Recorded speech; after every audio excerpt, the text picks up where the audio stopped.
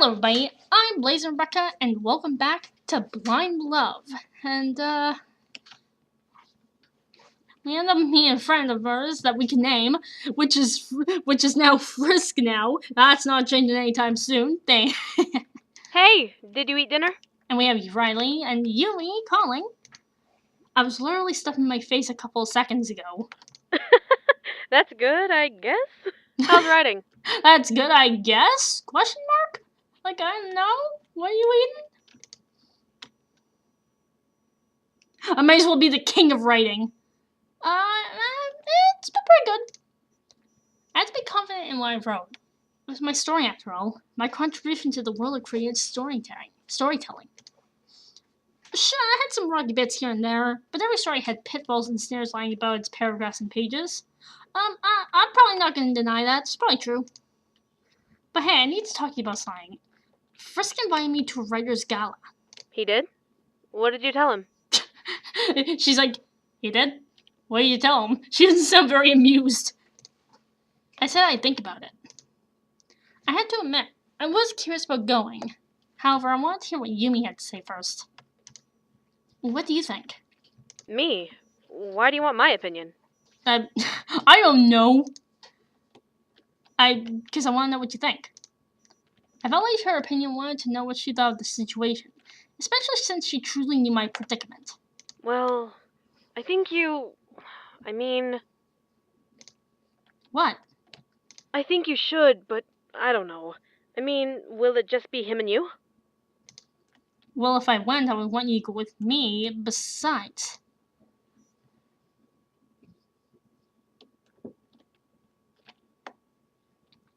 You know what? I heard a muffled gasp from Yumi's end, making me slightly smile. Was she blushing? Oh, she better be. I hope she was, but it was true. It'd been forever since we went out. Might as well go together at the gala. Well, I guess I could go with you and help you around as your date. I guess I could. So does that mean you're going? I guess so. Oh, damn, what am I going to wear? I don't know. What about me? I'm afraid I'll pull on the wrong blazer with the wrong pair of pants. Oh, God. I tried to joke around, but Yumi didn't really find my blind jokes amusing. No, that's not really funny, but there were rare times she'd stifle a laugh, but I eventually wanted her to relax about the ordeal. I was blind, but I was still the man she had been dating for years. Nothing had changed that. I heard her let out a sigh, one obviously a mild annoyance, before speaking again. Are you sure you're up for it? It'll be the first time you've really been out in a long time. I'm sure. I can't stay cooped up in here forever. I was right. I couldn't recluse myself forever. I had to really get out of the house, and the gala was the perfect way to do so. I was set. With Yumi by my side, I would surely have a good time. The week ran by extremely fast. Yumi rearranged her entire schedule to make sure she could find a nice dress and help me with my outfit. I needed a new suit, so I went out and got one. According to both Yumi and my dog, giving his approval in the form of a bark I recognized, I looked damn good in my new suit. Dang. I began to memorize the fabric feel on my new blazer and slacks. I had to remember to match them instead of pairing the items with other articles of clothing.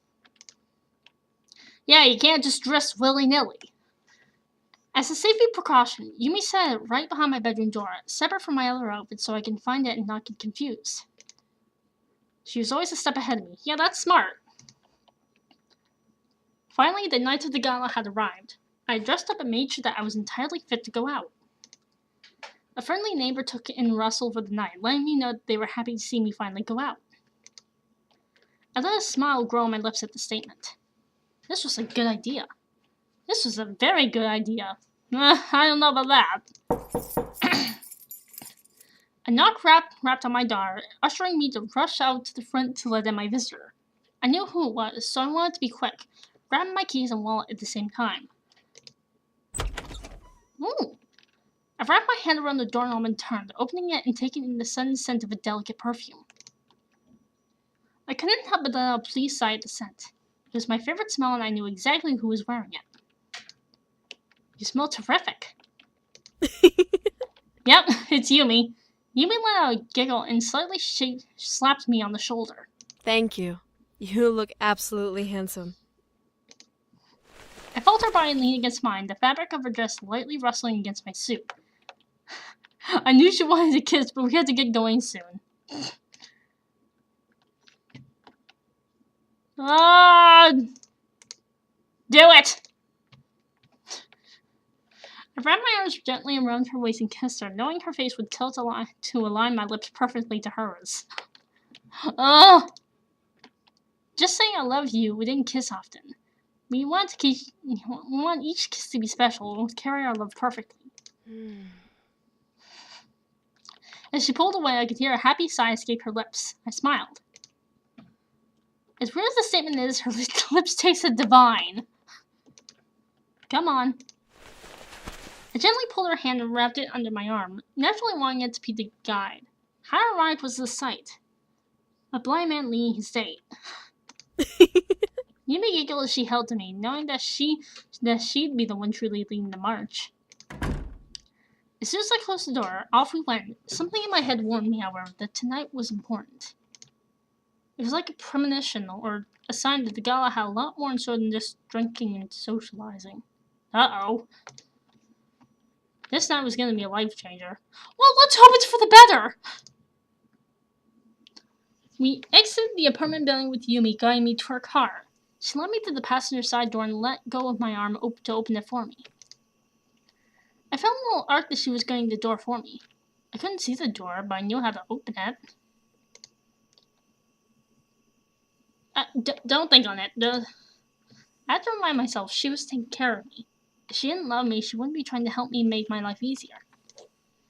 And as much as I felt like I was a child, I did have a disability that needed to be taken into consideration. Yumi was just being a good person and an even more caring girlfriend. Thanks, Yumi. You're welcome. Aw. I heard the door click open, causing me to step back a bit so I wouldn't get hit accidentally. Yumi guided me towards her car, keeping the door open for me to step inside. Duck your head. I ducked my head, as she instructed, and managed to sit down in the comfy passenger seat before she closed the door. Yumi walked around the corner and entered the driver's side, closing the door. We both strapped on our seatbelts at the same time, with me fumbling over where the latch was before hearing the affirmative click of the lock. Click! It was strange how I was able to pick out each sound Yumi made while starting the car. The sound of keys jingled in her hands, rubbing their metal surfaces against her hand. One steel key ran its teeth along the top of the ignition before Yumi turned it and awoke the engine. As the car began to roll out of the parking lot where we obviously were, the air conditioning slowly began to rush air through the car, keeping Yumi and me at a perfect temperature. I could tell that Yumi was focused on driving. She had already mapped out the directions to the gala before she even came to my door, so she was following her mental roadmap to the location in question. However, the silence that lingered between us ran uncomfortable waves along my nerves. We were going out on a date, for God's sake. We need to strike the conversation on the way there.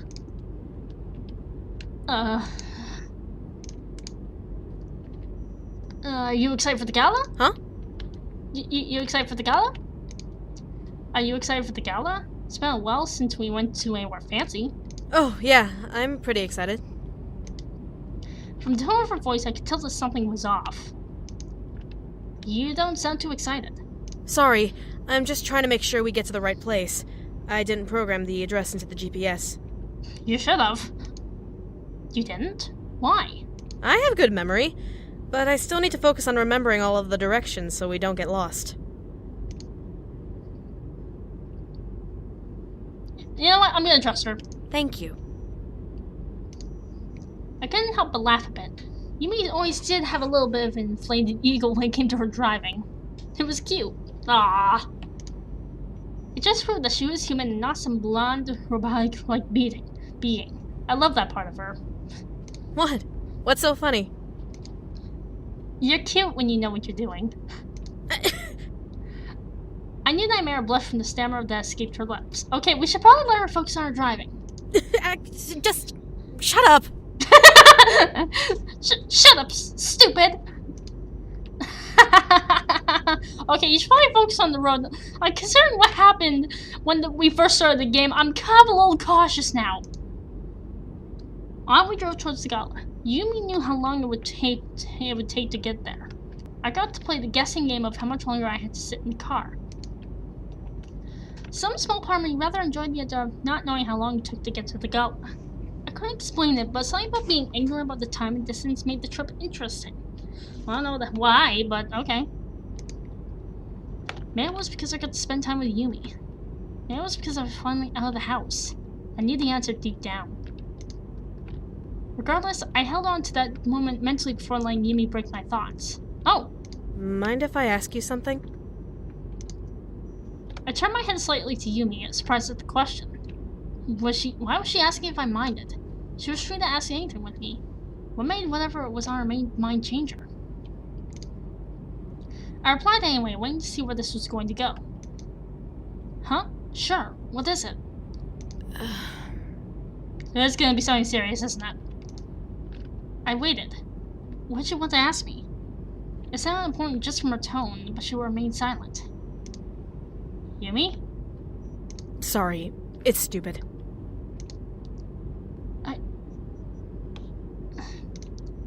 She honestly wanted to ask me something, or else she wouldn't have said anything in the first place. Why was she being hesitant now?